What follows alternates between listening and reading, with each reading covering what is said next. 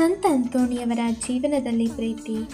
ಆತ್ಮೀಯ ಸಹೋದರ ಸಹೋದರಿಯರೇ, ಇಂದು ನಾವು ಸಂತ ಅಂತೋಣಿಯವರ ಜೀವನದ ಮೂಲಾಧಾರವಾದ ಪ್ರೀತಿಯ ಬಗ್ಗೆ ಧ್ಯಾನಿಸೋಣ.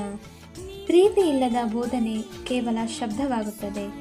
ಆದರೆ ಸಂತ ಅಂತೋಣಿಯವರ ಬೋಧನೆಗೆ ಶಕ್ತಿ ಬಂದಿದ್ದೇ ಅವರಲ್ಲಿದ್ದ ದೈವಿಕ ಪ್ರೀತಿಯಿಂದ.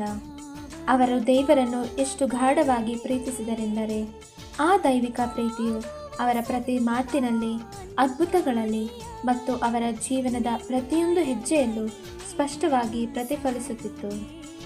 ಸಂತ ಅಂತೋಣಿಯವರ ಈ ಪ್ರೀತಿಯು ಕೇವಲ ದೇವರಿಗೆ ಮಾತ್ರ ಸೀಮಿತವಾಗಿರಲಿಲ್ಲ. ಅದು ದೀನದಲಿತರ ಮತ್ತು ಬಡವರ ಸೇವೆಯಲ್ಲಿ ಸದಾ ಜಾಗೃತವಾಗಿತ್ತು.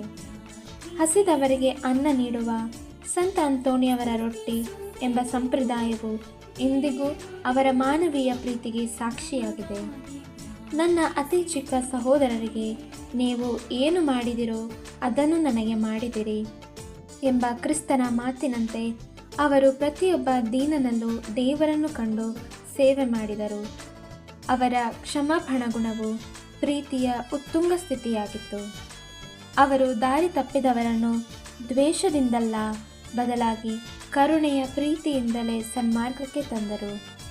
ಇಂದು ನಾವು ಕೂಡ ಅವರಂತೆ ಕೇವಲ ಮಾತುಗಳಿಂದಲ್ಲದೆ ಕೃತಿಯಲ್ಲಿ ಮತ್ತು ಸತ್ಯದಲ್ಲಿ ಪ್ರೀತಿಸಲು ಕಲಿಯೋಣ. ಸಂತ ಅಂತೋಣಿಯವರಂತೆ ನಾವು ಕೂಡ ಪ್ರೀತಿಯ ರಾಯಭಾರಿಗಳಾಗಿ ಬಾಳಲು ಬೇಕಾದ ಕೃಪೆಯನ್ನು ಆ ಸರ್ವೇಶ್ವರನು ನಮಗೆ ದಯಪಾಲಿಸಲಿ ಎಂದು ಪ್ರಾರ್ಥಿಸೋಣ. ಆಮೇನ್.